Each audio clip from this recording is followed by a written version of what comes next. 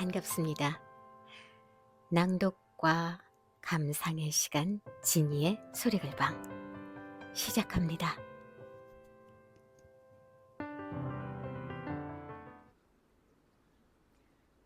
아, 볕이 참 좋네요. 좀 있으면 곧 5월이 될 텐데 지금 갑자기 5월 날씨가 시작된 것 같아요. 정말 포근하고 따뜻하네요. 아니, 저한테는 그런데 다른 분들은 좀 덥다고 하시네요. 요즘 이제 저희 나라가 이제 봄, 가을 간절기들은 점점 짧아지고 겨울과 여름이 좀 길어지는 것 같은데 특히나 여름이 좀 길어지고 있는 경향이 있는 것 같습니다. 어쨌든 추운 것보단 전 따뜻한 걸 좋아하니까. 오랜만에 너무 이렇게 볕이 좋고 공기도 좋고 해서 그렇게 이른 오후는 아니고 이제 조금 있으면 저녁이 되긴 하겠지만 아직 볕이 있어서 좀 나와 봤습니다. 안녕하세요. 진이의 소리글방 임유진입니다. 오늘 여러분께 책을 하나 소개해드리고 낭독해드리려고 해요. 그래서 오늘은 좀 특이하게 밖에서 좋은 공기 마시면서 인사드리고 있습니다. 물론 낭독은 실내로 가서 할 거고요. 무슨 작품이냐 하면 자, 알고 계신 분들이 많을 거예요. 베스트셀러죠. 성애나 소설집 혼모노죠. 네. 자, 이 작품집 중에 저는 이제 혼모노, 대표작 혼모노를 낭독하고 잠깐 감상이나 이런 얘기도 나눠볼 건데요. 우선 이 혼모노는 무엇보다도 뭐 여러 작가들이 추천서도 써주셨고, 뭐 이기호 작가님도 써주셨고, 뭐 여러 호평이 있었지만 특히나 대중적으로 많이 알려져 있는 박정민 배우님이 이 책에 너무 홀딱 반해서, 아니 이 작가님 성애나 작가님한테 너무 홀딱 반해서 특히나 이 혼모노라는 이 소설집의 그 여러 작품 면면의 그들을 정말 그 작품들을 정말 주옥 같다고 그렇게 나름 평을 하셨고 정말 극구 추천을 하셨어요. 그래서 뒤에 추천서도 수록되어 있습니다. 아시고 계시죠? 박정민 씨는 본인이 직접 출판사를 운영하시고 뭐 글도 좀 쓰시고 하시는 거. 그 배우들은 글과는 뗄래야 뗄 수 없는 것 같습니다. 그 내용에 있는 어떤 그 인물들 면면을 표현하는 그런 직업이니만큼 그 소설이나 여러 작품들은 배우들에겐 피할 수 없는 어떤 소재가 되는 거죠.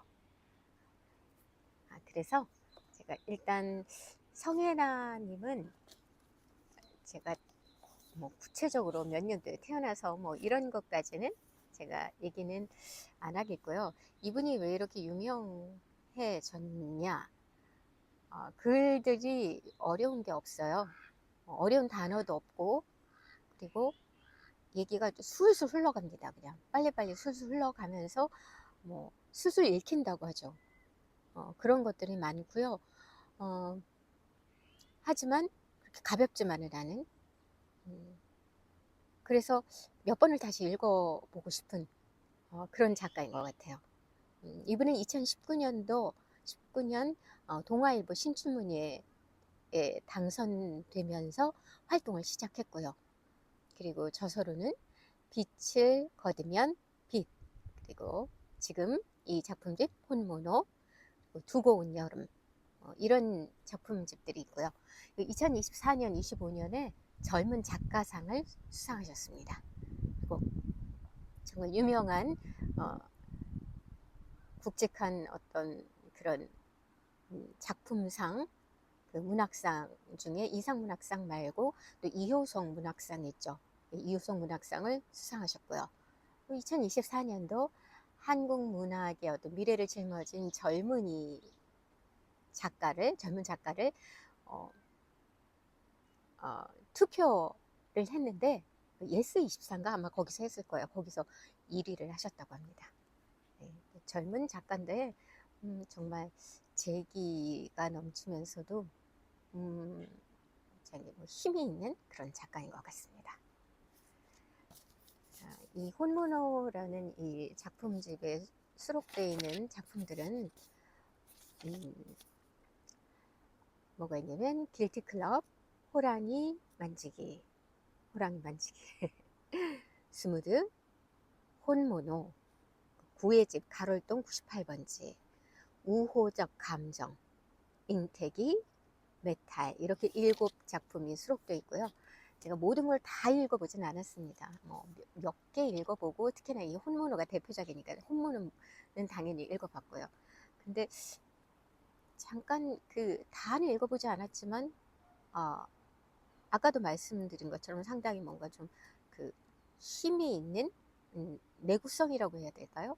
뭐 쉽게 읽히지만 뭔가 내구성이 있는 듯한 그런 힘이 느껴지는 그런 젊은 작가의 작품집입니다. 일단 제가 들어가서 낭독하기에 앞서서 이 다른 분들의 추천서라든가 그런 게 있긴 한데 다른 것들은 좀 더 약간 좀 무게감이 있는 거고요. 우선 아까 말씀드렸던 박정빈 배우님이 위트 있게 써주신 그런 추천의 말을 한번 제가 읽어드릴게요. 한번 읽어보고 어떤 작품이겠다 이렇게 추측해 보셔도 좋을 거고 읽어보신 분도 계시겠지만 자 그러면은 짧게 한번 읽어드리고 조금 있다가 실내에서 혼모노 낭독해 드리려고요. 문득 그런 생각이 들었다. 충무로는 성혜나라는 걸출한 배우를 잃었다. 그야말로 의문의 일패. 성혜나의 작품은 실제로 그 인물이 되어보지 않고서는 생각해낼 수 없는 것들 투성이다. 구체적이면서도 명료하다. 실로 우습고 담백하기까지 하다. 뛰어난 연기력이다. 그렇죠? 배우들이 항상 뭔가 좀 지향하는 연기 중에 하나가 꾸밈 없는 듯하고 진솔하고 담백한데 위트도 있고 뭔가 그런 매력 넘치는 연기를 하고 싶어 하는데 바로 이 작가 성혜나가의 글이 바로 그렇다는 거겠죠. 책을 읽다가 혹시나 하는 마음에 2명의 인물과 한 곳의 장소를 검색해봤다. 완전히 속아버렸다. 질투나는 재능이다. 성혜나의 앞에서 나는 그저 존나 흉내만 내는 놈에 불과하다. 가끔 대본을 보다 풀리지 않은 인물이 있다면 그에게 전화를 걸어 해독을 요청해볼까 싶기도 하다. 천재에게 고개를 숙이는 것은 자존심의 문제가 아니거늘. 그렇죠. 이 소설집은 이러한 몰입의 파티다. 몰입. 무슨 얘기인지 아마 이 몰입이란 얘기를 이 작품을 일단 낭독해드리면 좀 짐작하실 거예요. 영화로 만들고 싶은 작품들로 가득하다. 그만큼 매력적인 인물과 상황과 마음들이다. 한 사람으로 한 세상을 품는 글들이다. 상황 속에 깊숙이 들어가 적확한 마음을 캐치해 나오는 그의 문장들이 선연하다. 책이 나오면 꼭 다음 문장을 적어 주변 감독들에게 선물해야겠다고 생각했다. 넷플릭스 왜 보냐? 성혜나 책 보면 되는데. 박정민 드림 추천사 박정민 배우 이렇게 나와 있습니다. 제가 낭독하는 걸 들어보시면 상당히 듣기에도 편하게 그냥 넘어가시는 것 같은데요. 근데 그냥 아무 생각 없이 넘어갈 만한 그냥 뭐 줄거리 그냥 줄거리의 흐름대로만 넘어갈 만한 그런 서사는 아니다. 단단하고 깊이가 있다. 그게 무슨 말인지 아마 아실 것 같습니다. 자, 이제 조금 있으면 이 해도 거의 이제 서쪽으로 이제 다 기울 거고요. 그때는 이제 좀 뉘엿뉘엿해지겠죠. 내일도 아마 이번 주말까지는 계속 따뜻한 게 아니라 덥다고 해야 되나요? 저는 따뜻합니다. 그럴 텐데요. 이런 날 좀 이렇게 산책도 하고 그럼 기분도 좋아지겠죠. 자, 그럼 안으로 들어가서 저는 낭독을 하겠습니다. 잠시만요.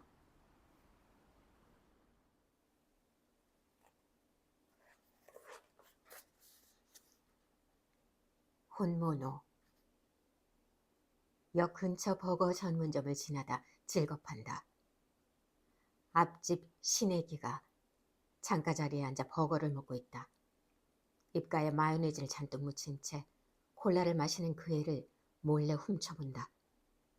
그 애는 양상추와 토마토를 모조리 빼둔 채 패티만 여러 장 든 버거를 개걸스레 씹고 있다. 할멈이 저런 걸 먹는다고? 기가 차다 못해 부하가 치밀어 오른다. 목구멍이 청와대라 밥은 꼭 고두밥으로, 차는 고춧가루가 섞이지 않은 담백한 것으로, 보양식이라도 비리고 누린 것은 질색하던 그 까다로운 늙은이가 버거를 먹는다고. 신애기가 버거 하나를 모조리 먹고 너겟을 소스에 야무지게 찍어 먹는 것까지 넋놓고 지켜본다. 손 없는 날도 아닌데 어쩌려고 저럴까. 할멈을 몸주로 모실 때 나는 육고기는 일절 입에도 대지 못했다. 그뿐인가 살이 낀다는 이유로 애욕도 자제하고 술, 담배도 금하고 어머니 염하는 것조차 보지 못했는데, 내가 우라를 끓이는 동안 신애기는 자리를 정리하고 일어선다. 혹 마주칠까 서둘러 몸을 숨긴다. 그 애는 무선 아이폰을 귀에 꽂은 채 점집 골목으로 들어가 버린다. 그 애가 걸음을 뛸 때마다 에코백에 달린 무령에서 잘랑잘랑 방울 소리가 난다. 신당이 차례차례 옥수를 올린다. 옥황상제, 칠성, 그리고 장수할멈. 장수할멈 앞에는 일부러 묵단 한 단을 더 놓아둔다. 새벽고 시장이가 골라온 것이라 봉오리가 굵고 탐스럽다. 무얼 바쳐도 감격이나 감사 한번 하지 않던 할멈도 묵단을 올리면 늘 흡족해 하곤 했다. 곱구나. 참으로 고와. 역시 혼모는 다르네. 몸주마다 차등을 두고 싶지는 않지만 요 며칠간은 할멈에게만 온 정성을 쏟았다. 내가 모시는 신 중 가장 강하고 신통했던 게 할멈이기에 그 앞에 약과라도 하나 더 놓고 초도 고급으로 쓰고 먼지 쌓이지 않게 때마다 신당을 쓸고 닦았다. 지화가 아닌 생화를 제단에 올리는 것도 다 할멈 비위를 맞추고자 함인데. 신령님, 참 곱지요? 친근히 물어도 할멈은 화답하지 않는다. 신애기가 앞집으로 들어온 것이 벌써 보름 전 일이다. 보라색 트레이닝복을 입고 부모와 짐을 나르는 그 애를 보며 순 생자가 들어왔다고 조사했다. 그 애는 애떼였다. 20이나 되었으려나. 나도 저 나이 때 내림굿을 받았는데. 용달차두에 실린 세간을 등에 지고 등에 이고지며 부지런히 나르는 부모 곁에서 그 애는 겨우 거드는 수준으로 가벼운 박스 몇 개만 옮겼다. 창가에 서서 저것은 또 얼마나 버티려나 어림해 보았다. 이 골목은 다른 골목에 비해 음기가 강하고 터가 세 1년도 못 채우고 떠나는 무당들이 숱했다. 저 애가 들어오기 전 앞집에 신당을 차렸던 박수는 딱 9달을 버티고 내뺐다.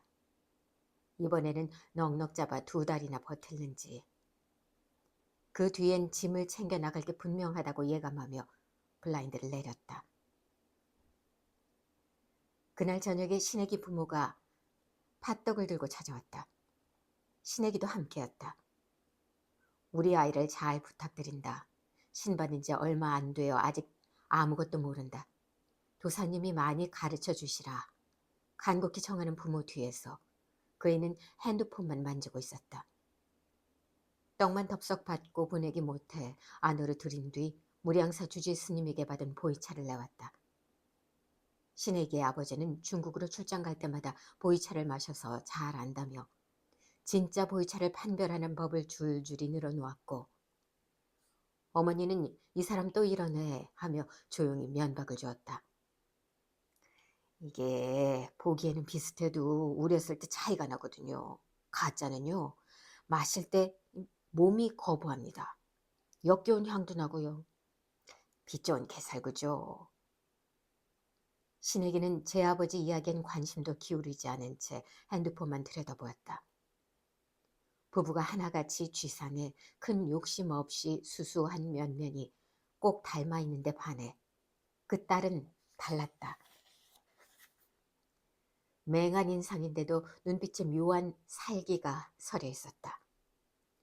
찻잎이 짙게 우러나는 동안 부부는 신당을 구경했다. 옥황상제와 칠성이 원색으로 그려진 탱화, 와불상과 백호를 품에 낀 장수할멈상이 나란히 장식된 제단에 그들은 이채롭다는 듯 둘러보았다. 신에게 아버지가 물었다. 도사님은 신 받은 지 얼마나 되셨습니까?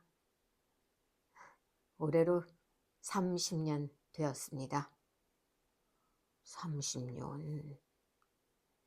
신의 길을 바라보며 부부는 한숨을 쉬었다. 아득하겠지. 고교 시절부터 크고 작은 병치레를 달고 살던 것이 신병 때문이라는 걸 알았을 때 내 어머니도 딱 저런 얼굴이셨다. 평생 무당으로 살아가야 한다는 점지를 받았을 때는 당신 탓이라 자책하며 오up하셨고, 부부는 아이의 내력을 줄줄이 늘어놓았다. 친외척을 통틀어 신내림 받은 이가 단 한 사람도 없는데 이 상황이 믿기지 않는다며. 저희 집이 원래 가톨릭 집안이에요. 한평생 무속을 미신으로 여겼는데 이걸 어떻게 받아들이겠습니까? 어떻게 믿겠어요? 우러난 차를 찻잔에 천천히 따르며 조언했다. 이런 일을 겪으면 다들 부정부터 하기 마련입니다.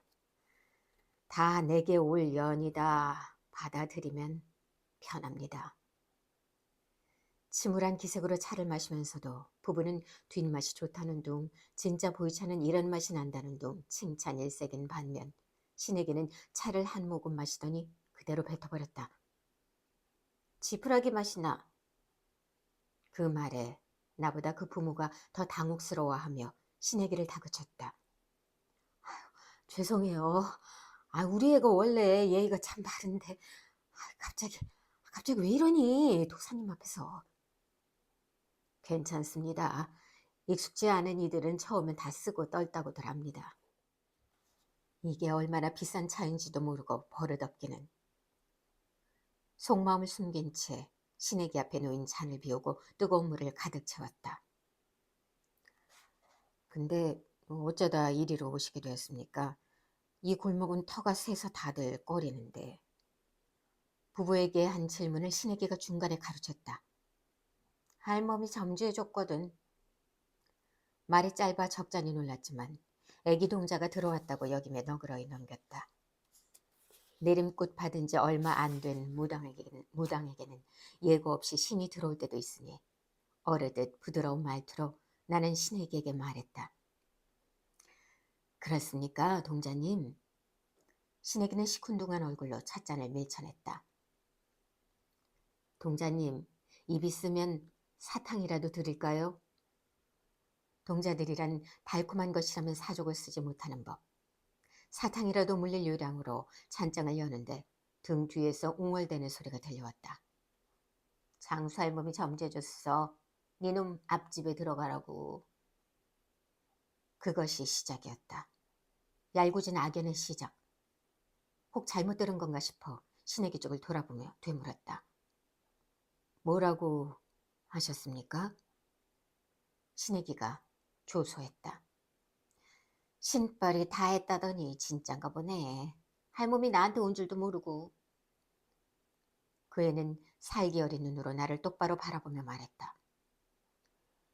하기야 존나 흉내만 내는 놈이 뭘 알겠냐만. 쌀알을 한 움큼 집어 질상 위에 흩뿌린다. 짝이 나온다. 2번을 해도 3번을 해도 죄다 짝이다. 작은 불길한 수인데 요즘은 이렇게 흉계만 거듭된다. 재앙수, 이별수.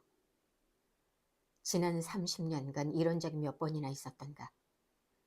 점사는 집어치우고 창가로 다가간다. 신에게 신당 앞엔 오전부터 손님이 몇이나 오간다. 호황이다. 이제 겨우 보름 되었는데 어디서 소문을 듣고 왔는지 사람들이 저 집 앞에 때로 줄지어 있을 때도 있다. 무당집이라면 을에 걸어두어야 하는 오방기는커녕 간판조차 없는데 다들 어떻게 알고 모여드는 걸까? 초심자의 행운이려니 무심히 넘기려 해도 도무지 태연해지지가 않는다. 문 앞에서 대기하다 번호가 불리면 하나둘 앞집으로 들어가는 이들을 훔쳐보는 와중에 전화가 온다. 부재중으로 돌릴까 하다 통화 버튼을 누른다. 보현보살의 괄괄한 목소리가 전화기 너머에서 전해져 온다. 자기 어디야? 어디긴 신당이지. 신당? 오늘 북한산에 기도드리러 가는 날 아니야? 달력을 넘겨본다. 오늘 날짜에 붉은 원이 표시되어 있다. 매년 입하면 잊지 않고 몸주님께 기도드리러 산에 올랐는데 그새 까맣게 잊었다. 정신을 어디 놓고 다니냐고 통을 놓던 보현이 슬며시 용건을 꺼낸다. 내가 말한 건 생각해봤고 오늘의 운세? 나 못해. 왜 또 변덕이야? 보현의 목소리가 높아지고 내 미간도 따라 찌푸려진다. 얼마 전 보현이 잡아준 일거리는 영 탐탁지 않다. 오늘의 운세라니. 선무당이 하는 소위를 나한테 맡으라고. 낙천적으로 살아가라. 상대의 입장에서 생각해라. 받은 것이 있으면 줘야 한다. 그런 영양가 없는 소리를 점괘라 뭉뚱그려서 신문에 실으라고? 내 이름을 걸고? 이 말도 안 되는 못하겠다고 재차 말하자 보현은 어조를 누그러뜨리며 나긋하게 말을 잇는다. 자기야, 이거 아무한테나 주는 기회 아니다. 내 앞으로 줄 선 무당 다 제치고 자기한테 먼저 연락한 거야. 나를 위하는 것처럼 말하고 있지만 그 기저에 보현의 은근한 열등감이 깔려 있다는 것을 안다. 평생 질투해온 나를 서서히 바닥으로 끌어내리려는 저놈의 비열함. 장수할 몸도 보현을 가리켜 이렇게 말했다. 독 없는 뱀이야, 저놈은. 위험하진 않지만 가까이 둬서 좋을 것도 없지. 다른 손으로 전화를 바꿔들고 적당한 변명거리를 찾는다. 그냥 몸이 안 좋네. 요즘에 만사가 성가셔. 몸도 찌뿌듯하니 예전 같지 않고. 병원엔 가봤어? 안 그래도 가봤는데. 참, 웃겨서 말도 안 나와. 왜? 나한테 번아웃 증후군이란다. 그 말에 보현이 경박스럽게 웃는다. 무당이 번아웃이라는 말은 생전 처음 듣는다며 웃음을 그치지 않는다. 정말 번아웃 아닐까? 산에 갈 짐을 챙겨놓고도 나갈 채비를 안고 신당에 들어누워 있다. 30년을 한결같이 해온 일인데 오늘따라 몸이 무겁다. 기도드리러 산에 가면 못해도 엿새는 있어야 하는데 반나절 꼬박 제상 차려 매시마다 알람 맞춰두고 기도드려 잠도 찬바닥에서 자. 산에 가지 않을 구실을 하나하나 짚어가며 시간만 까먹는다. 정말 싫다. 마음이 통하지가 않아. 더구나 이제 누구를 위해 기도를 드리느냔 말이다. 신이 죄다 떠났는데. 수상한 기미라도 있었다면, 어떤 조짐이라도 보였다면 납득이라도 할 텐데 그들은 그저 떠났다. 언질도 없이 호련히. 신령들이 떠난 것을 깨달은 건 지금으로부터 약 2달 전이었다. 일이 끊임없이 들어오던 와중에 규모가 제법 큰 제수굿까지 맡게 되어 몸은 축나도 내심 쾌재를 부르던 시기였다. 그날 구판을 벌인 이는 근처 대단지 아파트의 입주민 대표였다. 그 일주일 전 대입을 앞둔 자녀의 학부를 점치러 왔던 대표에게 할 몸은 합격 여부를 말해주는 대신 요상한 점괘를 내놓았다. 땅속에 금맥이 줄줄 흐르는데 회방 놓는 잡기 때문에 번번이 망조네. 곰곰이 속뜻을 풀어보니 20년 내리 재건축 심의를 통과하지 못한 아파트에 관한 점괘였고 해서 대대적으로 굿까지 벌이게 된 것이다. 굿판은 1단지 주차장에서 벌어졌다. 각출의 굿값을 치른 주민들과 다른 단지에서 구경 온 이들로 주차장엔 차보다 사람이 더 많았다. 여기 주민들 웬만해선 장도 못 서게 해요. 시끄럽다고. 근데 굿한다니까 이렇게 때로 몰려온 것 봐. 우리 아파트 재건축 승인 나면 도사님 운도 같이 트일걸? 대표의 말처럼 주민들은 기대와 의심이 섞인 눈으로 굿이 진행되는 과정을 낱낱이 지켜보았다. 개중엔 유튜브에 올리겠다며 카메라 들고 설치는 애들도 있었다. 굿에게 맞춰 화려하게 차린 굿상이며 징을 치고 태평소를 부는 악사들을 그 애들은 빠짐없이 카메라에 담았다. 작두굿을 시작하기 전 격렬히 신칼을 휘두르며 신을 부르는 내게 렌즈를 들이대기도 했고, 야야, 저 칼 모양이다. 그러게 꼭 진짜 같다. 아, 이런 거 다 짜고 치는 거야. 그럴 때 찍지 말라며 윽박 지르는 것은 가짜들이나 하는 짓이었다. 나는 기세등등하게 렌즈를 노려본 뒤 잘 벼려진 칼날로 왼 뺨을 슥 그었다. 내가 진짜 무당이라는 것을 명백히 증명해 보이려. 내게 신이 들어왔다는 것을 알리려.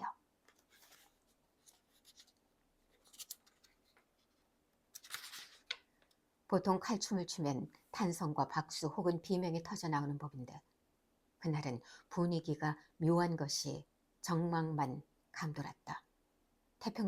태평소도 징도 북도 한순간 무악을 멈췄다. 의아한 마음에 주위를 둘러보니 맨 앞줄에 서서 기도를 드리던 입주민 대표의 얼굴이 하얗게 질려 있었다. 카메라를 든 애들 중 하나가 침묵을 깨고 입을 열었다. 아저씨 피나는데요. 뺨이 축축했다. 무복 위로 피가 뚝뚝 떨어지고 있었다. 한 번도 해본 적 없는 실수였다. 당황하기도 잠시 아무렇지도 않은 척 나는 신장대를 들고 할멈을 찾았다. 요란한 인파에 긴장을 해 접신이 이루어지지 않은 모양이라며 휘파람도 불어보고 신장대도 흔들어 보았다. 어찌된 영문인지 말문이 트이지 않았다.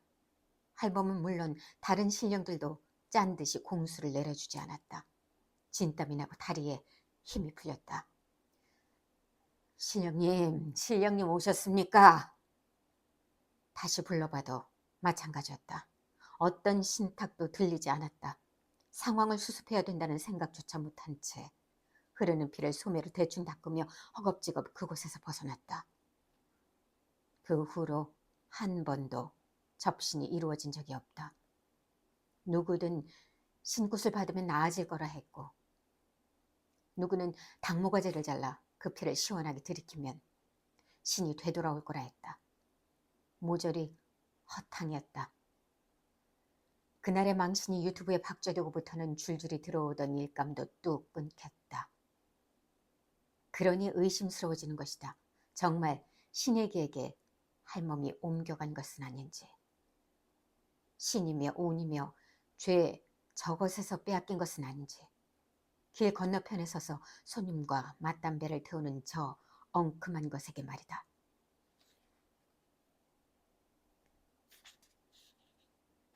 이가 빠지는 꿈을 꿨다. 멀쩡하던 이가 하나둘 빠지다 우수수 떨어지는 꿈.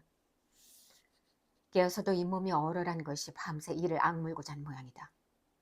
뜨거운 물로 몸을 씻어내고 쑥을 태워 그 잔향을 신당 곳곳에 뿌린다. 부정한 기운을 쫓는다. 신당의 쑥향이 진동할 즈음 황보 의원에게서 메시지가 온다. 가로수길에 프라이빗한 바를 찾아두었으니 이번에는 거기서 보자고 한다. 신당이 아닌 다른 곳에서는 손님과 접선하지 않는 것을 원칙으로 삼고 있으나 황보만은 예외다. 점을 보러 신당에 들어오던 길에 찍힌 사진이 신문 이면에 실린 뒤로 그는 이래저래 부담스러운지 장소를 바꿔가며 점을 보고 싶어 했다. 지방선거가 코앞으로 다가왔으니 더 예민할 게 분명하다. 신령님은 못 모셔도 손님은 모셔야지. 무복을 벗고 평상복으로 갈아입는다. 처음에는 황보가 아닌 그의 아내가 내 단골이었다. 아내의 강요에 못 이긴 황보가 억지로 점을 보러 왔던 것이 약 10년 전 일이었다. 못 믿어온 얼굴로 어디 한번 떠들어 보아라. 입을 꾹 다물고 있던 황보가 지금도 생생하다. 50이 넘었는데도 공천의 벽을 넘지 못해 정치권 주변만 몇 년째 맴돈 것. 이번에도 공천을 받지 못하면 정계를 떠나야 하나 갈등하던 것. 그 일로 어젯밤 아내와 한바탕 다툰 것까지 샅샅이 짚어내자 그는 눈을 동그랗게 뜬 채 어떻게 하셨냐며 자세를 고쳤다. 제가 뭘 믿은 적이 없는데 저 오늘부터 도사님만 믿겠습니다. 황보는 티셔츠에 청바지 차림으로 바 구석자리에 앉아 와인을 마시고 있다. 동생! 그가 나를 발견하고 손짓한다. 나이 차도 얼마 나지 않는데 밖에서만큼은 형 동생 사이로 막역히 지내자 먼저 제안한 건 황보였다. 형님, 황보의 어깨를 가볍게 감싼 뒤 그의 맞은편에 앉는다.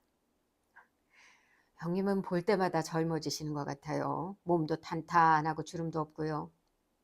아니야, 나도 늙었지 이젠. 그는 얼마 전 보톡스를 맞았다며 눈가와 입가를 가리킨다.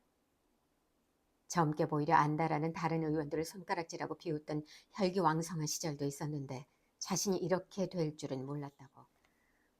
어리면 환대받고 늙으면 외면당해. 이 바닥이 그래. 생전 안 입던 청바지를 꺼내 입은 것도 그 때문이라고. 다음 주에는 눈썹 문신을 예약했다고 황보는 말한다. 어디 정계뿐이겠는가. 내가 몸담은 바닥에서도 나이 든 사람은 내쳐지는데 생각하며 잘 숙성된 와인을 들이턴다. 황보가 의아하다는 얼굴로 나를 빤히 본다. 동생이 술을 다 마시네? 할머니가 싫어하신다고 생전 입에도 안 대더니. 술을 뱉을 뻔하다 겨우겨우 넘긴다. 할멈이 있을 땐 일절 삼가던 것들을 꺼리낌 없이 할 수 있게 되니 이런 실수까지 한다. 제 술 비슷한 거죠. 신령님도 가끔은 술을 드셔야 정신도 가벼워지고 영통하시고 그런 거 아니겠습니까? 다행히 황보는 더 캐묻지 않는다. 안주로 나온 치즈를 먹으며 그는 이번 선거에 대한 괴를 넌지시 묻는다. 돌려 말하기를 싫어하는 사람인 건 진즉 알았지만 술도 오르지 않았는데 이렇게 급히 본심을 비친다는 게 새삼 놀랍다. 어때? 당선될 것 같다고 하시나? 할머니가? 황보가 묻는다. 양손에 땀이 맺힌다. 무슨 말을 할지 고민하다. 일단 얼마 전 읽은 기사로 화제를 돌려본다. 형님, 요즘 교회 다니신다면서요? 허를 찔린 듯 그의 얼굴이 굳어진다. 아, 그게 말이야. 그는 급히 변명부터 한다. 그의 말을 슬며시 끊는다. 자주 드나들지 마세요. 이제껏 신령님 모심에 쌓아온 좋은 기운 다 빼앗깁니다. 내 말에 황보는 먹던 치즈를 도로 내려놓는다. 그게 다 표밭 다지기야. 와이프 절 보내고 나는 교회 가고. 아이, 그래도 내가 믿는 건 동생뿐인 거 알지? 알다마다요. 그래도 교회는 안 됩니다. 적당히 뭉치며 챙겨온 쌀과 반을 테이블에 꺼내놓는다.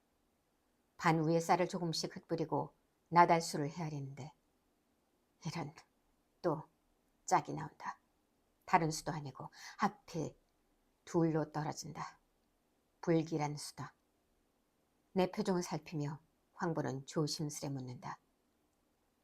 괴가 영 안 좋나? 아니요. 좋습니다. 일부러 없는 말을 지어낸다. 최대한 긍정적이고 이로운 쪽으로.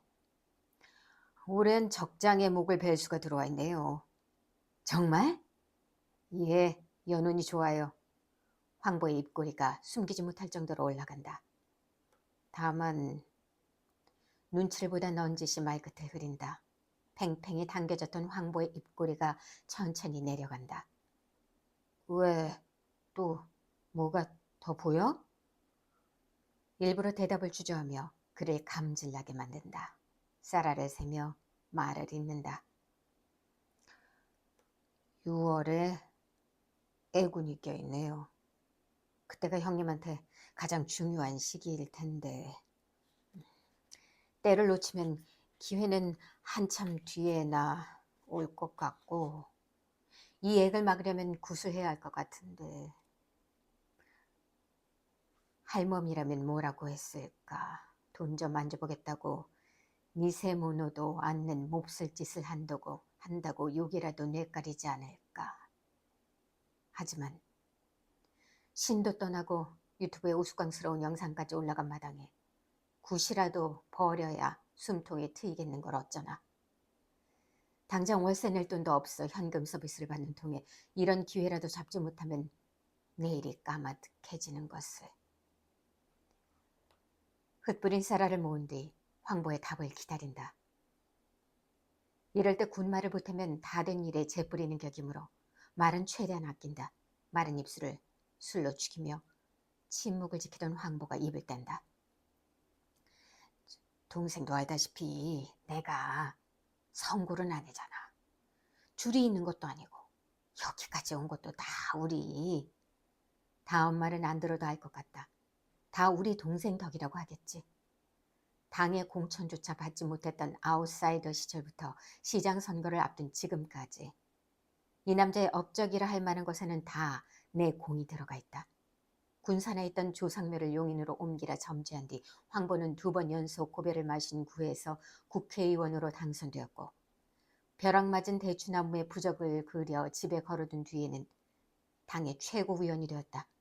그저 운이라고 단정짓기 어려운 행보였으니 그가 나를 신뢰하는 것 아니겠는가.